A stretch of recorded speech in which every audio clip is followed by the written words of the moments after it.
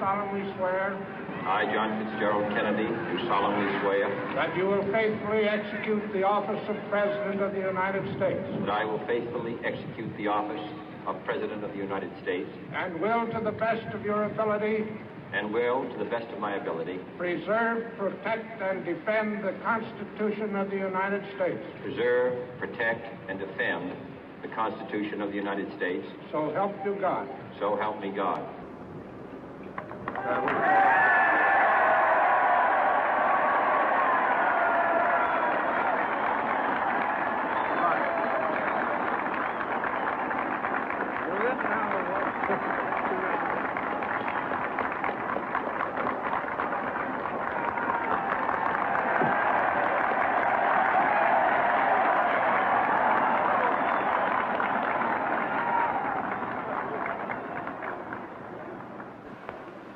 Vice President Johnson, Mr. Speaker, Mr. Chief Justice, President Eisenhower, Vice President Nixon, President Truman, Reverend clergy, fellow citizens.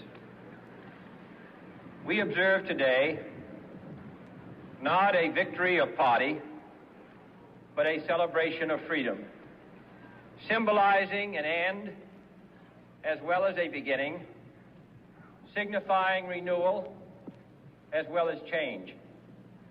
For I have sworn before you and Almighty God the same solemn oath our forebears prescribed nearly a century and 3/4 ago. The world is very different now, for man holds in his mortal hands the power to abolish all forms of human poverty and all forms of human life. And yet the same revolutionary beliefs for which our forebears fought are still at issue around the globe. The belief that the rights of man come not from the generosity of the state, but from the hand of God. We dare not forget today that we are the heirs of that first revolution. Let the word go forth from this time and place to friend and foe alike that the torch has been passed to a new generation of Americans born in this century, tempered by war, disciplined by a hard and bitter peace, proud of our ancient heritage, and unwilling to witness or permit the slow undoing of those human rights to which this nation has always been committed and to which we are committed today at home and around the world.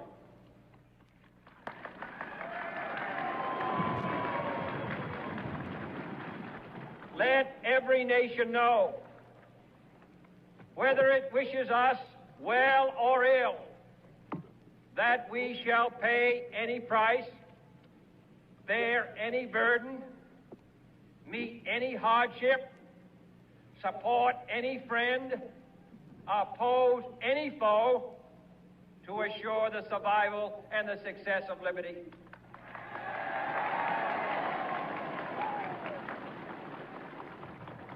This much we pledge and more. To those old allies whose cultural and spiritual origins we share, we pledge the loyalty of faithful friends. United, there is little we cannot do in a host of cooperative ventures. Divided, there is little we can do, for we dare not meet a powerful challenge at odds and split asunder. To those new states whom we welcome to the ranks of the free, we pledge our word that one form of colonial control shall not have passed away, merely to be replaced by a far more iron tyranny. We shall not always expect to find them supporting our view, but we shall always hope to find them strongly supporting their own freedom, and to remember that in the past, those who foolishly sought power by riding the back of the tiger ended up inside.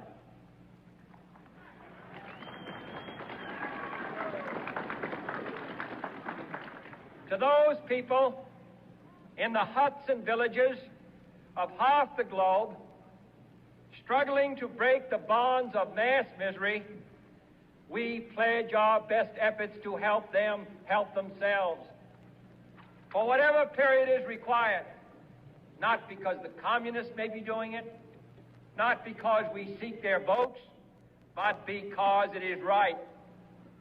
If a free society cannot help the many who are poor, it cannot save the few who are rich.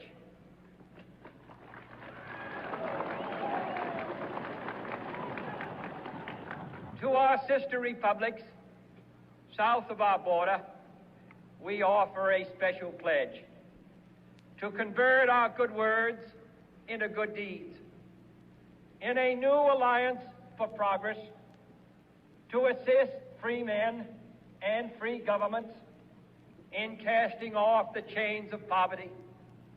But this peaceful revolution of hope cannot become the prey of hostile powers. Let all our neighbors know that we shall join with them to oppose aggression or subversion anywhere in the Americas. And let every other power know that this hemisphere intends to remain the master of its own house.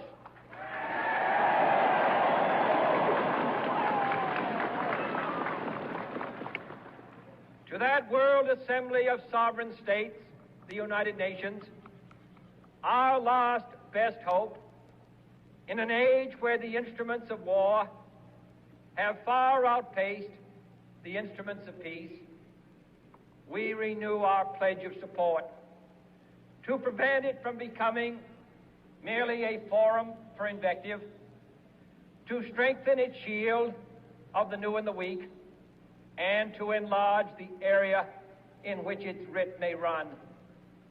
Finally, to those nations who would make themselves our adversary, we offer not a pledge, but a request that both sides begin anew the quest for peace. Before the dark powers of destruction, unleashed by science, engulf all humanity in planned or accidental self-destruction. We dare not tempt them with weakness, for only when our arms are sufficient beyond doubt can we be certain beyond doubt that they will never be employed.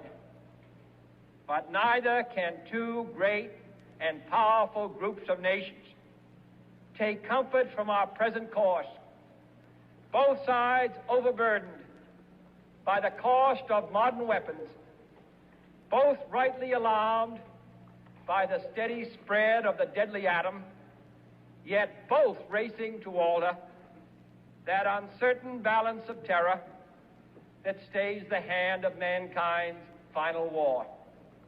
So let us begin anew, remembering on both sides that civility is not a sign of weakness, and sincerity is always subject to proof.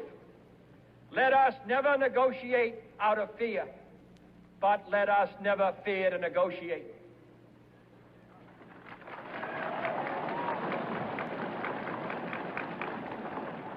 Let both sides explore what problems unite us, instead of belaboring those problems which divide us.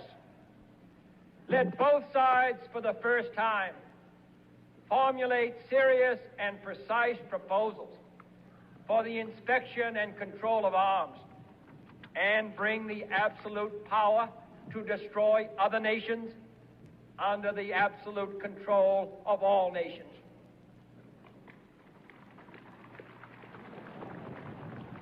Let both sides seek to invoke the wonders of science instead of its terrors.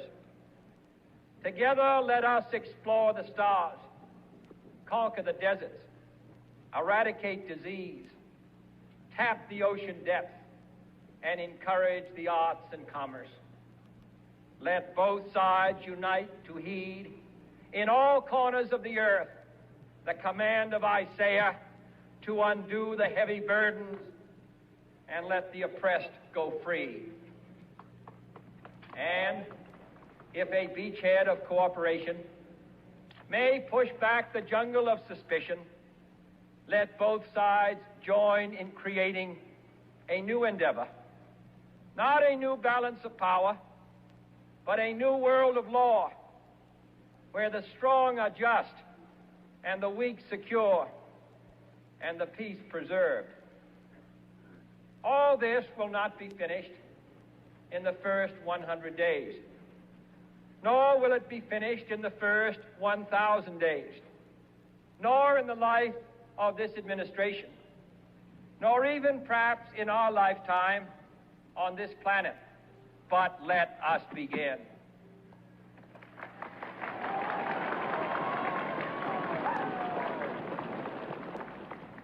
In your hands, my fellow citizens, more than mine, will rest the final success or failure of our course. Since this country was founded, each generation of Americans has been summoned to give testimony to its national loyalty. The graves of young Americans who answered the call to service surround the globe. Now the trumpet summons us again, not as a call to bear arms, though arms we need, not as a call to battle, though in battle we are, but a call to bear the burden of a long twilight struggle, year in and year out, rejoicing in hope, patient in tribulation, a struggle against the common enemies of man, tyranny, poverty, disease, and war itself. Can we forge against these enemies a grand and global alliance, north and south, east and west, that can assure a more fruitful life for all mankind? Will you join in that historic effort?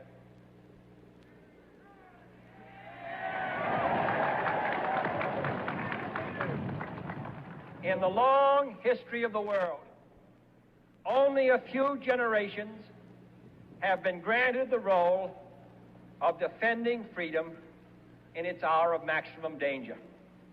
I do not shrink from this responsibility. I welcome it.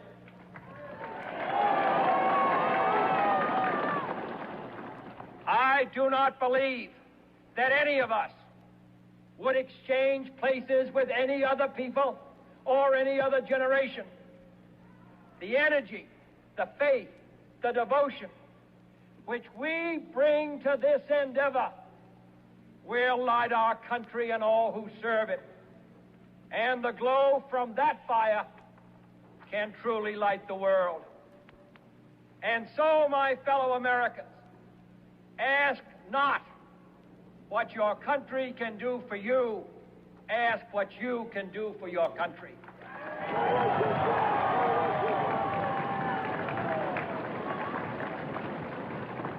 My fellow citizens of the world, ask not what America will do for you, but what together we can do for the freedom of man.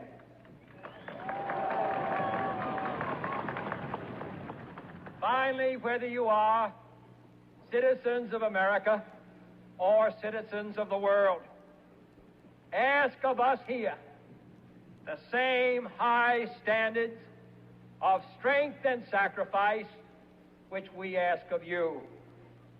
With a good conscience, our only sure reward, with history the final judge of our deeds, let us go forth to lead the land we love, asking His blessing and His help, but knowing that here on earth, God's work must truly be our own.